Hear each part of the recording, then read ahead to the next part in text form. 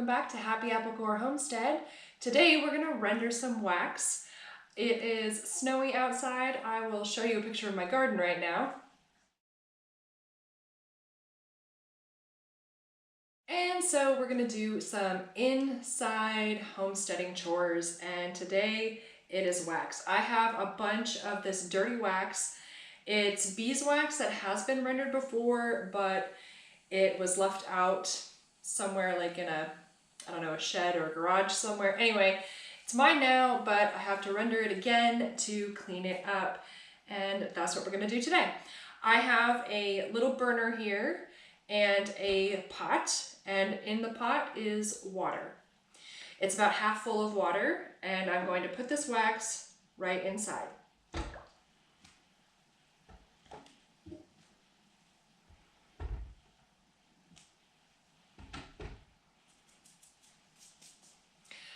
I highly recommend, if at all possible, that you do not do this job in your kitchen.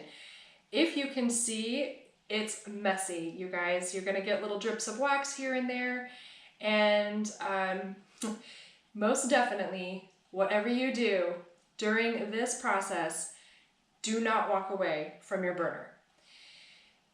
If you do, and the burner gets too hot and the water starts boiling and everything is melted in here, it will start bubbling and it will literally spray wax everywhere. You probably don't have to ask me how I know that. All of the equipment that I'm using is designated just for wax. So this pot and this spoon are never going to go back to my kitchen. They are just for rendering wax. I have this burner on medium heat. You don't want to crank it up too high too fast, because again, with the spitting wax, it's a mess and it can burn you. Let's bring you up a little bit closer. Here's how the wax and the water looks right now. As it melts down, I will show you what it looks like. Here's what it looks like as it begins to melt down. You'll want to stir it occasionally and keep a close eye on it. And here we go. Nicely melted wax. Now that the wax is melted, it is imperative that you unplug your burner, or at the very least turn it off if it has an off function. Mine does not really have an off function. It goes extremely low, but never quite turns itself all the way off. It's kind of old, and yeah, anyway, I love it. It works great for this application. I unplug mine because I'm gonna leave this studio and go do something else. It's gonna take about 5 hours for this to cool down and solidify.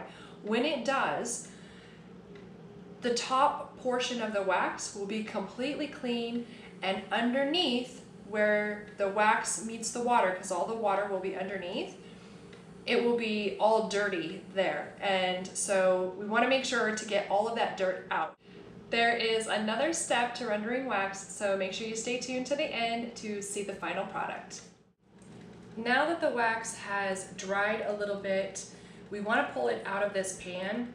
Make sure it's not completely solidified. So if you let it sit overnight, you're going to have to heat it up again. Otherwise, it's very difficult to get out of the pan, and also so difficult and annoying to get the gunk off the bottom. So let's get this out of here.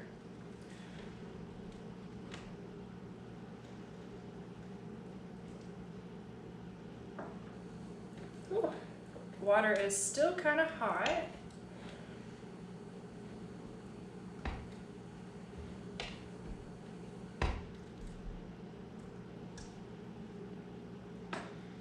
Okay.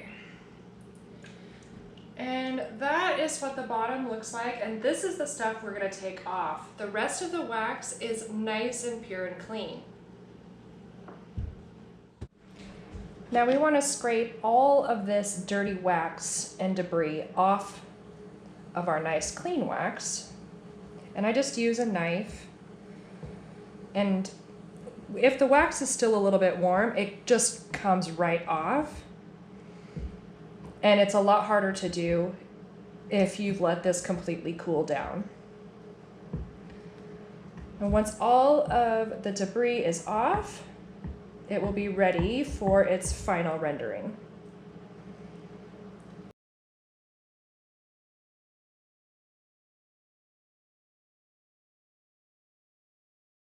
This looks a lot better, and you'll notice there's tiny little bits still in there, and really don't need to worry about that because we're going to filter this through some cheesecloth, which will get all of the remaining little bits out, and the wax will be perfectly clean after that. Now it is time to heat up the clean wax. I like to use one of these wax pouring containers, and again, it's an exclusive thing. I don't ever put super dirty wax in here. And into the pot of water it goes. We're going to want to heat that up until it's completely melted. Once your beeswax is melted, you're going to want a container. I like to use this half-pint jar because once you pour the wax in, it does tend to harden pretty quickly. So the bigger jar you use, the more wax you have to dig out later. I'm sure there are other ways to do this, especially if you have a larger operation, but for small batches, I find that this works great. So I've got some cheesecloth here, and there's 4 layers. I find that 4 layers is the best to get all of the extra, debris and dirt and bee legs and whatnot out. And I like to just put my little ring back on to hold the cheesecloth in place. And then I have some really nice 1-ounce silicone molds. These are perfect for the amount that I use to make my salves. I also have some, fun ones. These are quite small and they are shaped like bees. And I've got some really fancy ones like this. But for today, we're just going to be using this one here. Okay, I'm going to get a little rag here, and we're going to wipe the bottom of the pan off on it because there's a little bit of wax left over in there, and I just don't want to be dripping it all around. Now I'll let you see inside. Would you like to see inside? There we go, that's what it looks like. And we're going to pour that all the way up to the top.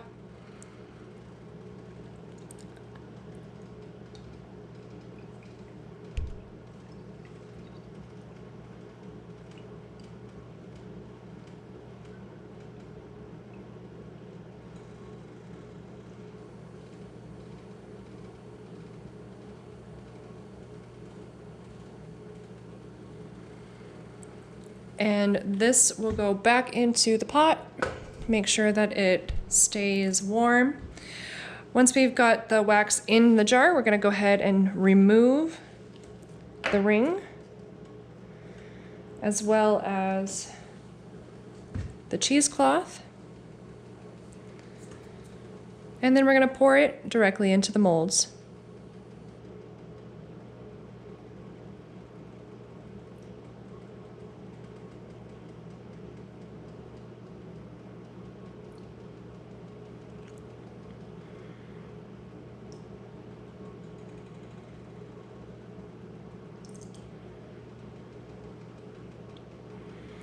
Okay, and you can see inside here that there is wax coating it. I like to take my designated wax fork and just clean that out.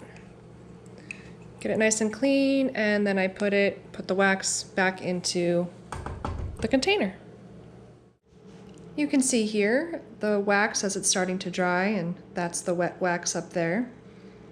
I'll leave these in just for a couple of minutes, and then I'll pop them out and I will put them on a drying rack where they will continue to cool off and harden for the next few hours, and then I will store them.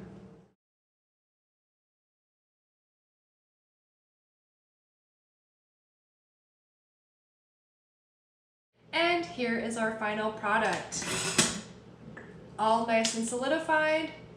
Smells beautiful, and it is ready to be used in whatever application I come up with. 99% of the time I use these for making my medicinal salves. If you're interested in any of those, check out my Etsy shop in the description box.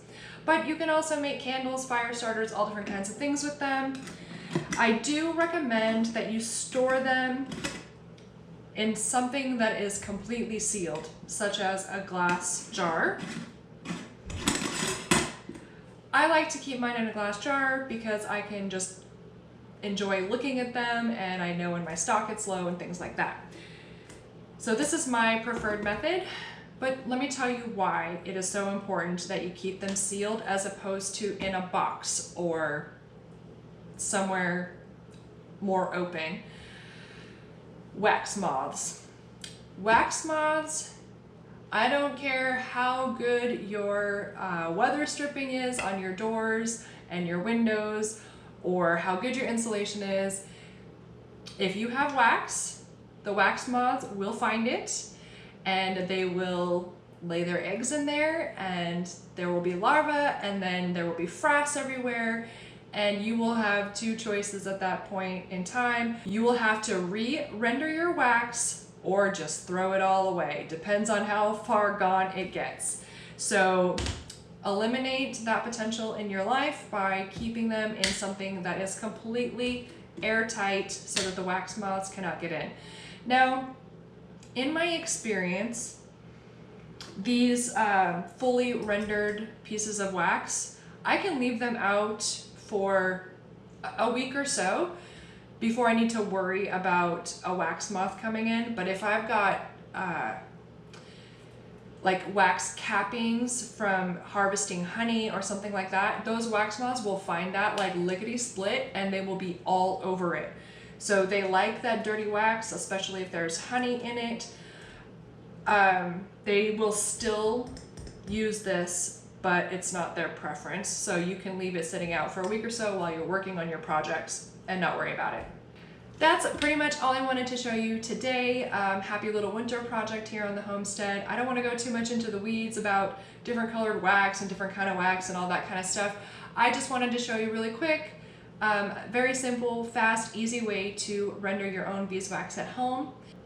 I have lots of interesting things coming up for you, so I will be seeing you soon. Bye!